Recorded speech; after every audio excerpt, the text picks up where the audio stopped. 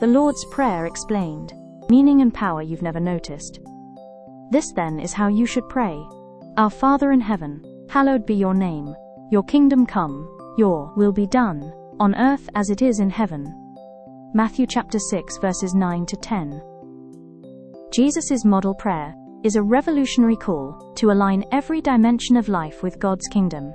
It begins with intimacy, Our Father, centering worship on His holiness, hallowed be your name, and demanding surrender to His rule. Your kingdom come, your will be done. This prayer dismantles self-interest. 1.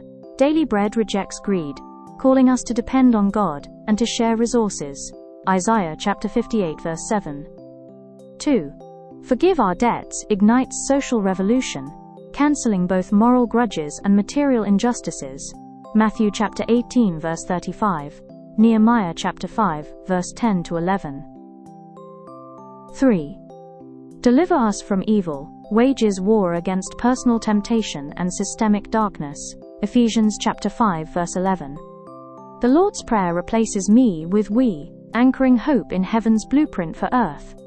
To pray is to enlist as God's insurgent, transforming words into action by confronting oppression, practicing radical forgiveness, and battling evil. As N.T. Wright said, signing a loyalty oath to the uprising of God. Leave this prayer, and the earth begins to mirror heaven. Let us pray. Heavenly Father, dismantle my self-made kingdoms. Align my heart with yours. Hallow your name in my speech.